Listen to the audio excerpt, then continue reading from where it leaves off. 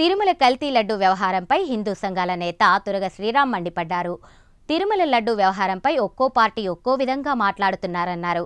ఈ వ్యవహారంపై అన్ని పార్టీల ప్రతినిధులతో కమిటీ వేయాలని డిమాండ్ చేశారు.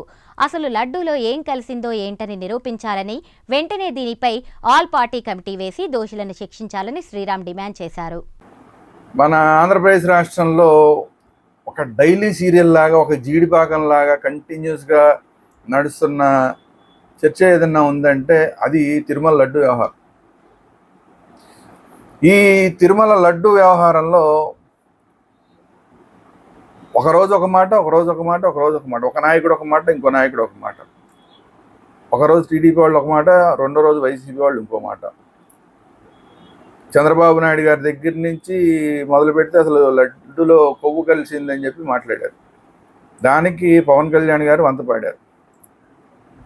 తీరా చూస్తే ఇప్పుడు ఈ సిబిఐ వాళ్ళు ఇచ్చిన సిట్ నివేదిక ఏదైతే ఉందో అందులో అసలు 10% కంటే లోపే ఉంటే ఉండొచ్చు, లేకపోవచ్చు. ఇంకా 10% కన్నా లోపు ఉన్న వాటిని కనిపెట్టే అవకాశం మా దగ్గర లేదు కాబట్టి అంతకన్నా చెప్పట్లేదు అని చెప్పి వాళ్ళు చెప్పారు. అంటే 10% కన్నా లోపు ఉందో లేదో తెలియదు.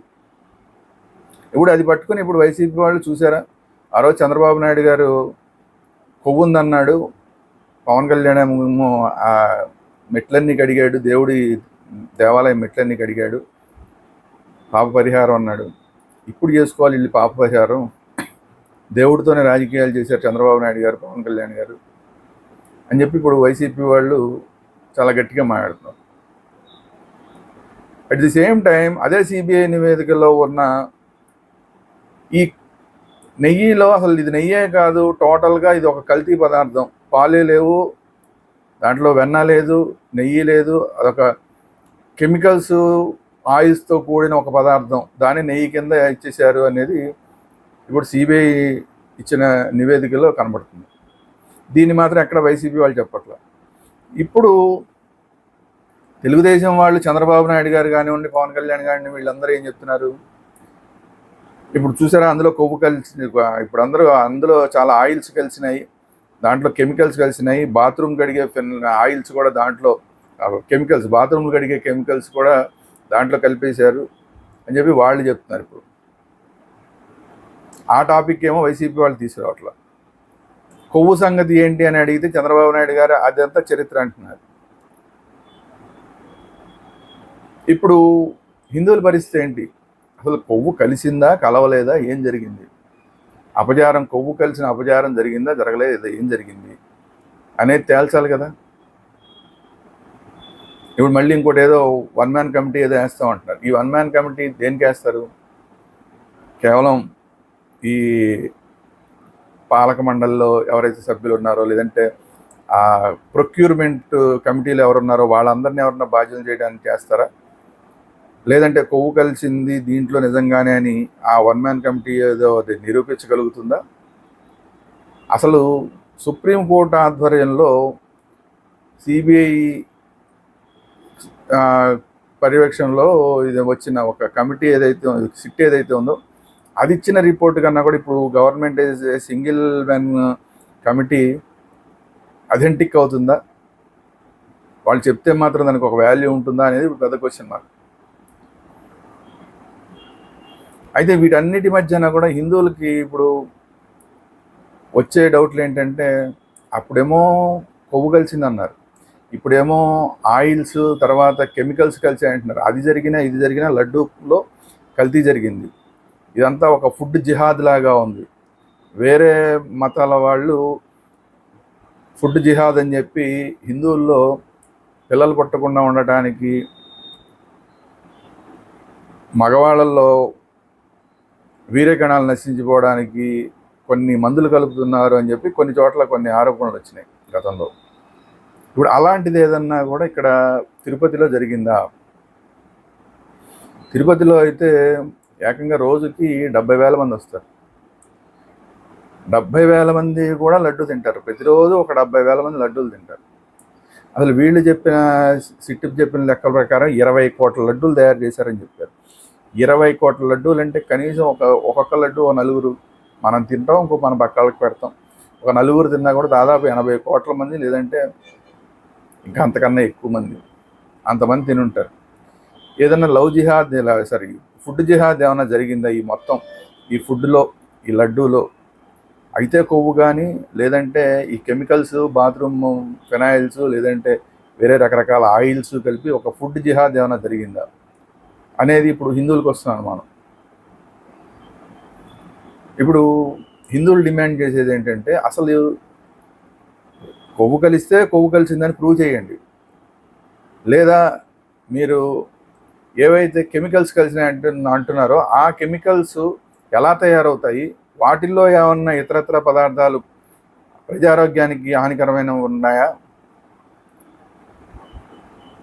అలాగే ఆయిల్స్ ఏవైతే వాడారంటున్నారో ఆయిల్స్లో రకరకాల ఆయిల్స్ అంటున్నారో ఆ ఆయిల్స్లో ప్రజారోగ్యానికి హానికరమైన అంశాలు ఏమైనా ఉన్నాయా, ఉంటే అవేంటి, కెమికల్స్ వల్ల ప్రజారోగ్యానికి వచ్చే హాని ఏంటి, ఎటువంటి జబ్బులు వచ్చే అవకాశం ఉంటుంది, ఏం జరిగే అవకాశం ఉంటుంది, అలాగే ఈ లడ్డూలో కలిసినాయని చెప్తున్న ఆయిల్స్ ఏవైతే ఉన్నాయో వాటిని అసలు ఎలా తయారు చేస్తారు, వాటిని తయారు చేయడంలో కూడా ఇబ్బందికరమైన పరిస్థితులు ఏమైనా ఉన్నాయంటే, జంతు కొవ్వు లాంటివి ఏమైనా ఆ ఆయిల్స్లో కూడా ఏమైనా ఉంటాయా, లేదంటే అసలు ఈ ఆయిల్స్ని ఎలా తయారు చేస్తారు, ఈ ఆయిల్స్ వల్ల వచ్చే ప్రజారోగ్యానికి వచ్చే ఇబ్బందులు ఏంటి, ఎటువంటి సైడ్ ఎఫెక్ట్స్ వస్తాయి, వీటి మీద కూడా మాకు పూర్తిగా క్లారిటీ రావాలని చెప్పి ఈరోజు హిందువులు కోరుతున్నారు.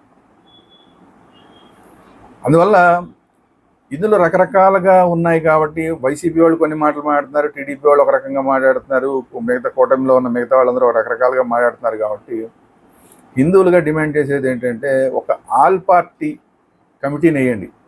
ఏదో ఒక సింగిల్ మ్యాన్ కమిటీనని కూటమి ప్రభుత్వం ఇస్తే రేపు దాన్ని అది ఏం చెప్పినా కూడా వైసీపీ వాళ్ళు యాక్సెప్ట్ చేయరు దాన్ని.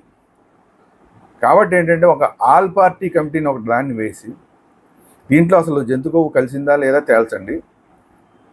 జంతు కొవ్వు కలిసింది అంటే వైసీపీ వాళ్ళు హిందూ సమాజానికి, దేవదేవుడికి క్షమాపణ చెప్పాలి.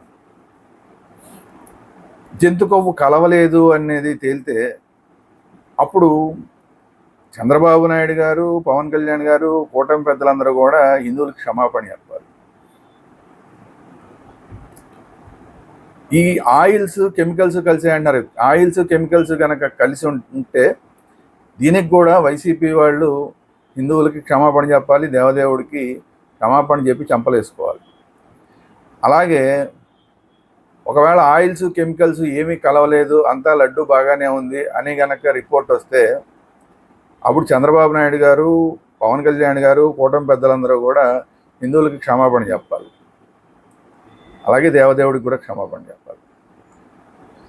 ఏదేమైనా కూడా ఓవరాల్గా ఇది హిందువుల సెంటిమెంట్లు, హిందువుల మనోభావాలు, హిందువుల ఆరోగ్యానికి సంబంధించి, భక్తుల ఆరోగ్యానికి సంబంధించింది, తిరుమల పవిత్రతకు సంబంధించిన విషయం. కాబట్టి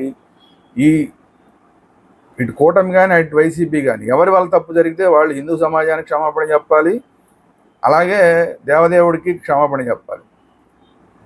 సో దీని మొత్తంకి కూడా ఒక ఆల్ పార్టీ కమిటీ వేయాలని చెప్పి హిందువులుగా మేము డిమాండ్ చేస్తున్నాం. అలాగే సిబిఐ ఎవరి పేర్లు అయితే చెప్పిందో వాళ్ళందరికీ ఇమ్మీడియట్గా శిక్షలు పడాలి. అలాగే ఎవరైతే దీంట్లో వెనకాల ఉన్న రాజకీయ నాయకత్వం, పాలక మండలి దీంట్లో అశ్రద్ధ చేసిన వాళ్ళు ఎవరైతే ఉంటారో వాళ్ళని కూడా బయటికి లాగి వాళ్ళకు కూడా శిక్షలు పడేలాగా చేయాలి. అప్పుడే హిందూ సమాజం శాంతిస్తుంది తప్ప, లేదంటే కనుక ఈ విషయాన్ని రాజకీయ పార్టీలుగా కూటమి ప్రభుత్వం వదిలేసినా, వైసీపీ వదిలేసినా, హిందువులు మాత్రం ఈ విషయాన్ని మాత్రం ఎట్టి పరిస్థితుల్లో మర్చిపోయే అవకాశం లేదు. ఎవరు బాధ్యులైతే వాళ్ళని ఖచ్చితంగా హిందువులు శిక్షించే తీరుతారు. అది కూటమి ప్రభుత్వం అవ్వచ్చు, లేదంటే వైసీపీ అవ్వచ్చు. ఎవరు బాధ్యులైతే వాళ్ళు, అంటే వైసీపీ అంటే వైసీపీ ప్రభుత్వ హయాంలో ఎవరైతే ఈ తప్పుకి పాల్పడ్డారో వాళ్ళందరూ కూడా దీనికి శిక్షార్హులే.